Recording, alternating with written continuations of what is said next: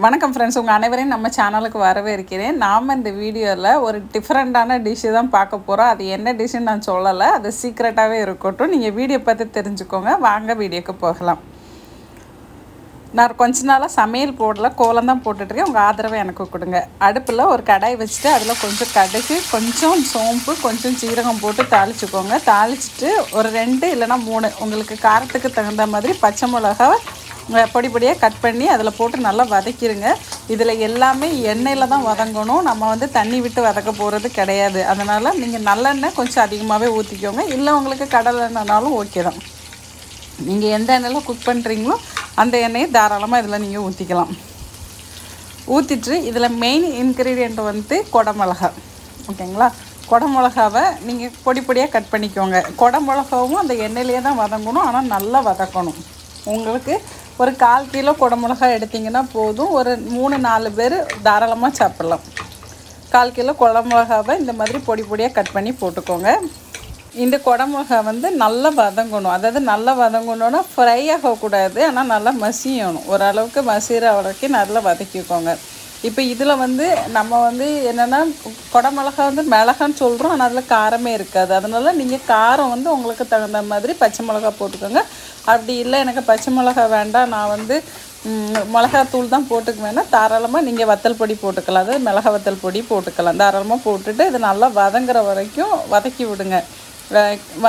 சீக்கிரமாக உங்களுக்கு வதங்கணும்னு நினச்சிங்கன்னா கொஞ்சமாக உப்பு போட்டு அதையும் நல்லா மிக்ஸ் பண்ணி விட்டுருங்க. மிக்ஸ் பண்ணி விட்டிங்கன்னா ரொம்ப சீக்கிரமாகவே வதங்கும். ஏன்னா இந்த குடமிளகா கூட உப்பு சேரும்போது அது கொஞ்சம் தண்ணி விடும். அதனால் உங்களுக்கு அடி பிடிக்காது, நல்லாவே வதங்கிடும்.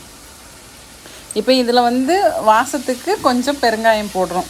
இப்போ உங்கள்கிட்ட பெருங்காயத்தூள் இருக்குதுன்னா நீங்கள் அதை போட்டுக்கோங்க. அப்படி இல்லைன்னா பெருங்காயம் கட்டி பெருங்காயம் வைக்கலாம், அதில் ஒரு துண்டு நீங்கள் போட்டுக்கோங்க. அது உங்களுக்கு தேவைன்னா போட்டுக்கோங்க, இல்லைன்னா நீங்கள் ஸ்கிப் பண்ணிக்கலாம். அது இன்னுங்கிறது கட்டாயம் கிடையாது. இந்த குடமிளகா நல்லா வேகிற வரைக்கும் கொஞ்சம் வெயிட் பண்ணுவோம், அது வேகட்டும்.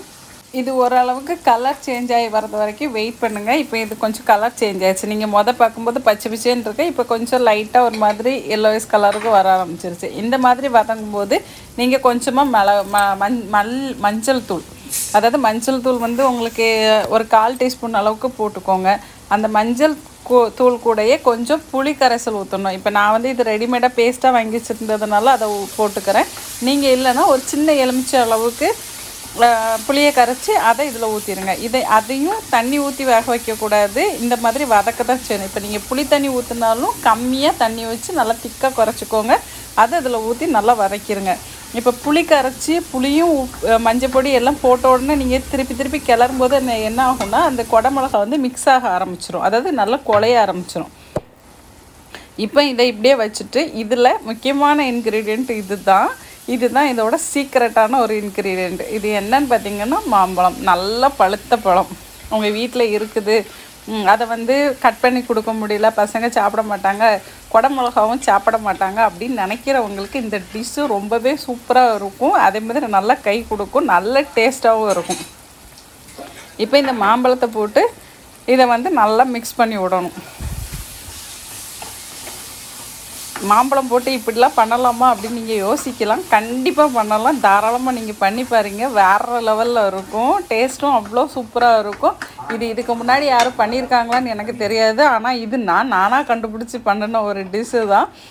ரொம்பவே சூப்பராக இருந்தது. இது எப்படி நடந்துச்சுன்னா தற்செயலாட்டு குடமிளகா நிறைய இருக்குது, அது வேஸ்ட்டாக போகும். என்னோடய பொண்ணுக்கு குடமிளகா சுத்தமாக பிடிக்காது. எனக்கு என்ன பண்ணேன்னு தெரில, அதை எப்படி வேஸ்ட் ஆகுது அப்படிங்கிறதுக்கு மனசு வரல.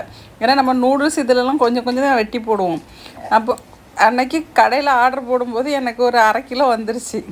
அது வேஸ்ட்டாக போயிடக்கூடாது அப்படிங்கிறதுக்காக சும்மா நான் வதக்கி என்ன பண்ணலான்னு யோசிக்கும் போது எனக்கு திடீர்னு தோணுச்சு, என்னோடய பையன் வந்து தயிர் சாதத்துக்கு மாம்பழம் வெட்டிட்டு கேட்டான். மாம்பழம் வெட்டித்தாம்மா, நான் அதை வச்சு தயிர் சாதம் சாப்பிட்றேன். எனக்கு அப்போ தோணுச்சு மாம்பழத்தை இதில் போட்டு பண்ணி பார்த்தா எப்படி இருக்கும் அப்படின்ட்டு. நான் பண்ணினேன், ஆனால் டேஸ்ட்டு அல்டிமேட்டு, வேறு லெவல், சூப்பராக இருக்கும். இதை நீங்கள் எதுக்கு கூட வேணாலும் சாப்பிட்லாம். இட்லி, தோசை, சப்பாத்தி, பூரி, சாதத்தில் போட்டு பிசைஞ்சு சாப்பிட்டாலும் நல்லாயிருக்கும். இல்லை சாதத்துக்கு நீங்கள் தயிர் சாதத்துக்கு தொட்டுட்டு சாப்பிட்டாலும் ரொம்பவே சூப்பராக இருக்கும். இப்போ இதில் நான் போட்டது கொஞ்சம் மண்டவெல்லம், வெல்லம் வந்து அந்த ஸ்வீட்னஸுக்கு. ஆல்ரெடி மாங்காயில் ஸ்வீட் இருக்கும், அந்தாலும் இந்த ஸ்வீட்டு தான் உங்களுக்கு எடுத்து காட்டும். மாம்பழம் வந்து புளிப்பும் ஸ்வீட்டுமாக இருக்கும். இந்த ஸ்வீட்டு உங்களுக்கு நல்லாவே என்ஹான்ஸ் பண்ணி காட்டும். ரொம்ப டேஸ்ட்டாக இருக்கும். உப்பும் பார்த்துட்டு நீங்கள் தேவையான அளவுக்கு போட்டுக்கோங்க. காரம் எல்லாமே நம்மளுக்கு விருப்பமான அளவுக்கு தான். கண்டிப்பாக இதை போட்டு நீங்கள் செஞ்சு பாருங்கள். கொஞ்ச நேரம் விட்டுருங்க, அந்த எண்ணெயெல்லாம் மேலே மிதந்து வர ஆரம்பிச்சிரும். அதுக்கப்புறம் நீங்கள் ஸ்டவ் ஆஃப் பண்ணிவிட்டு, நான் இன்றைக்கி இட்லி தான் பண்ணியிருக்கேன். அந்த இட்லி கூட தான் இன்றைக்கி இதை சாப்பிட போகிறோம். அது எப்படி இருக்குன்னு நான் சாப்பிட்டுட்டு எனக்கு சாப்பிட்டு பார்த்துட்டு சொல்லணும்னு இல்லை, ஏன்னா எனக்கு தெரியும் அதோட டேஸ்ட்டு. கண்டிப்பாக நீங்களும் உங்கள் வீட்டில் இதை செஞ்சு சாப்பிட்டு பார்த்துட்டு எப்படி இருக்குதுன்னு கமெண்டில் கண்டிப்பாக சொல்லுங்கள். உங்களோட ஆதரவு எனக்கு ரொம்பவே தேவை.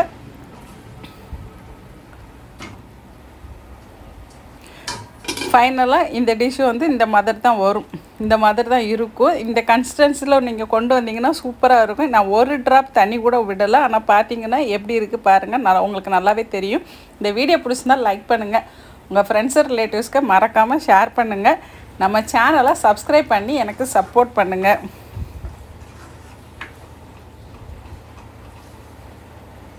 இந்த வீடியோவை நீங்கள் கடைசி வரைங்க ஸ்கிப் பண்ணாமல் பார்த்துருந்தீங்கன்னா ரொம்பவே நன்றி.